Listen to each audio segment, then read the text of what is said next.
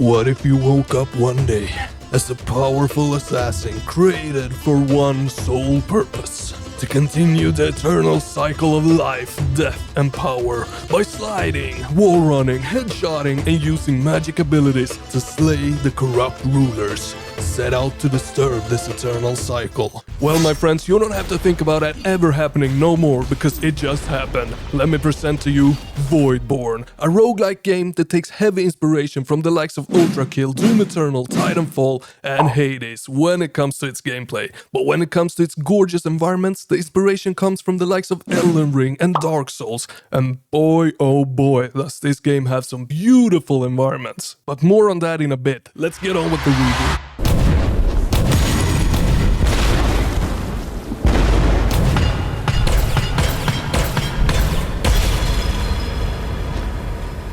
So the story, my friends, it is the intro I just gave you. You wake up as a powerful being called the Voidborn, created by the Divine Lord himself to keep the balance of the eternal cycle by slaying the corrupt rulers. And this, my friend, is just the right amount of story I need to really set my imagination on fire. It's the right amount of story to give me a purpose of being in the world I am and doing the things that I'm doing. And well, it is fucking easy to follow along with as well. Now the story doesn't end abruptly there. You will come across some characters here and there, and they usually have a few lines to say to you about themselves or give you some information about you or the boss that you're about to encounter. However, if none of that interests you, it is completely skippable, but it really isn't all that much text and it adds a little extra depth to the world and its lore. So from me, I recommend not skipping the whooping 8 minutes of total read time in this game. So you hate reading in games just like I do? Sorry to say, but there is no voice acting in this game. But just as I said, there is a minimal amount of text in this one, so don't worry too much about it. However, I really recommend not skipping it as it really adds to the experience. Now the gameplay on the other hand is not filled with story text. So before I continue with the gameplay, guys, I want you to know that the game has just been released into early access and there's currently one episode out, and the full 1.0 release, it's planned to drop sometime in 2024. The game is being developed by one person and this is his first commercial release. Now none of that takes away the fact that this game is absolutely bloody freaking awesome and super addictive. However, this is a roguelike. And yes, I know that throws off a lot of you, but that's because you haven't found the right one for you yet. And don't worry guys, I'm here to help you with that. Eventually I will find the one roguelite for you, and perhaps it is Voidborn. And once playing the roguelike that is for you, it will open up the magic hidden inside of you, and eventually you will come to appreciate the roguelike mechanics. This is the way. So the game has permadeath, meaning if you die, it's back to start. But depending on how far you've gotten, you might have come across 1 or 2 permanent upgrades that of course makes you stronger. Or maybe you gathered enough resources to permanently upgrade your weapons, which in return also makes you stronger. Or rather the weapon stronger, but you're the one using the weapons, so yeah. But the most important part of it all is how well is all of the mechanics balanced. And while the mechanics, they work great, the upgrades are fun and they really motivate you to work for them. However, this is one hell of a hard game, let me tell you that. So do expect to restart a bunch of times playing this. And I have to be honest here, it did get really frustrating for me at one point. Right after the third boss, I could not for the life of me progress through the enemies there. I died about 10 times and had to replay both the first and the second zone before I could eventually kill the first mob of enemies in the third zone. And god damn, I lost my hair, I think. Did I? Yep, it's gone.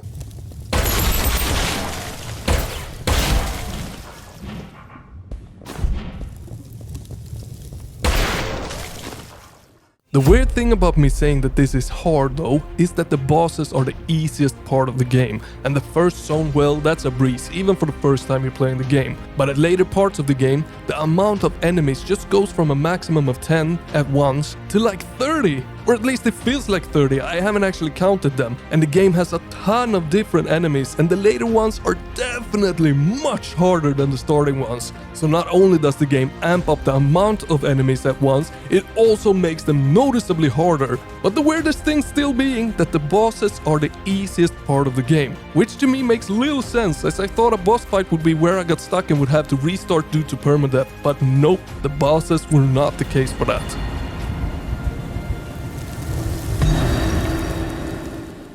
Also, I want to say that if you played the demo, yes, I do know the demo was quite easy. Let me tell you, the early access release, it's not, okay? Now the movement, it does play a huge role in this game, so let me tell you a little bit about how it works.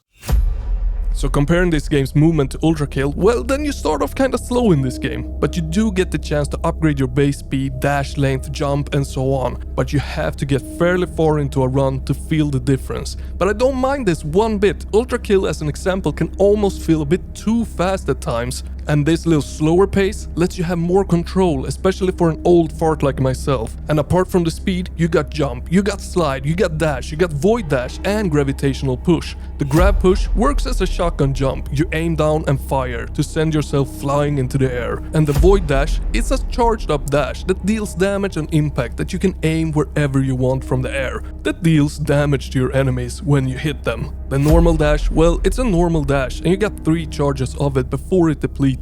The slide on the other hand is very extravagant, as you can infinite slide in this game. Yeah, you heard it, the slide does not cancel until you decide to cancel it. And the jump, believe it or not, it's a regular jump. But all of these mechanics and the little slower speed makes for a fantastic experience that I absolutely loved every single second of. It's satisfying dashing away, it's fun void dashing into someone's face, and oh yeah, you can also wall run, but I never really used that in combat, only in platforming because I suck. But the thing is, it's fun wall running even when you just do it in the platforming sections, because it all works so well and feels polished enough to feel high quality.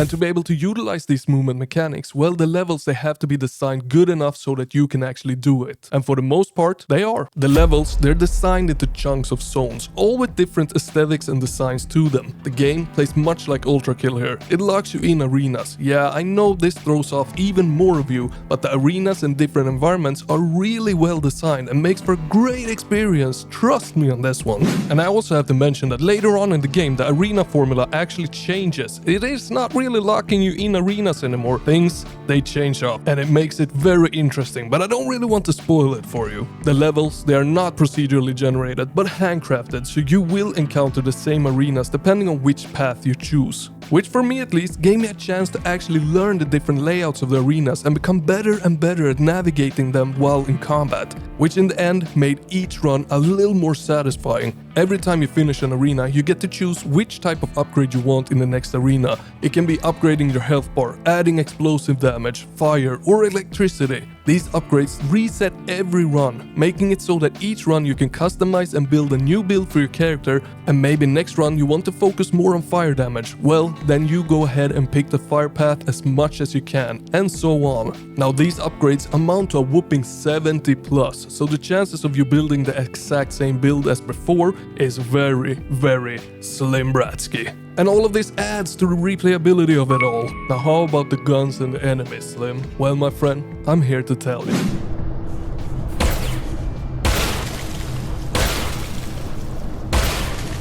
So the amount of guns, they are not that whooping. We got a total of 4 weapons in the game. A gun, an assault rifle, a shotgun and a sword. But they all offer different alternative fires. That changes depending on what upgrade path you choose in your run, which adds quite a lot of depth to the guns, making me never feel like I was missing any weapons when I play the game. And being so narrowed down with the amount of guns and effective at different things made me switch up the weapons a lot during mid-fight, to use the most effective one depending on the situation. And I gotta be honest with you guys, this is something my small brain rarely can handle all that well, but in this it could, and it was really fun. However, the audio of the assault rifle is kinda I did not like it at all. The gun on the other hand is really satisfying to both look at and listen to, and the headshot feedback from it is excellent.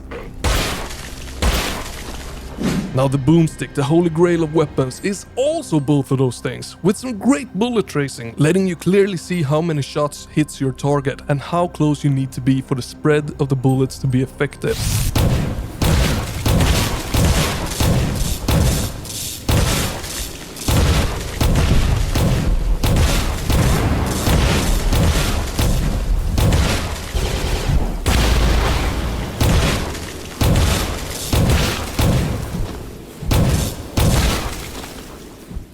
The Enemies, on the other hand, they come in plenty. Each zone offering new enemies and a handful of bosses that all act and play differently. The design of them can be quite boring at times though, and some of them can be a little stupid, actually getting stuck in each other or the environment, which can be a hassle to find as you need to kill all of them to finish the arena you're in. But overall, that happened very rarely and often not that hard to locate where they were, and never did they get so stuck that I couldn't progress in the game. And as you might have seen, the graphics, they are freaking spot on. Very simple with a super weird color palette to it that looks really cool, and some environments that are so beautiful to gaze upon. It looks like the environments have been taken straight out of Dark Souls or Elden Ring. I have not played either of those games, only seen trailers, but to me it looks like it's been pulled straight out of them, and that is not a bad thing.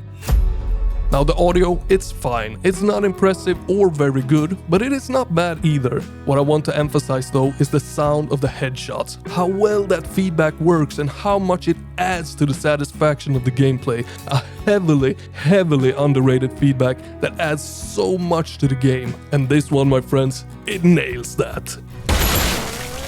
Now in conclusion, I would highly recommend this game, and I think it is very fairly priced at just under $13. It offers some amazing gameplay, great vistas to gaze upon, enemies with varying designs. Although being boring at times, they still have a ton of different mechanics to them, bosses, upgradable weapons and player stats. A roguelike progression system that works well, even though at sometimes it is a wee bit too hard. But hey, you might like the challenge and not be a wuss like me.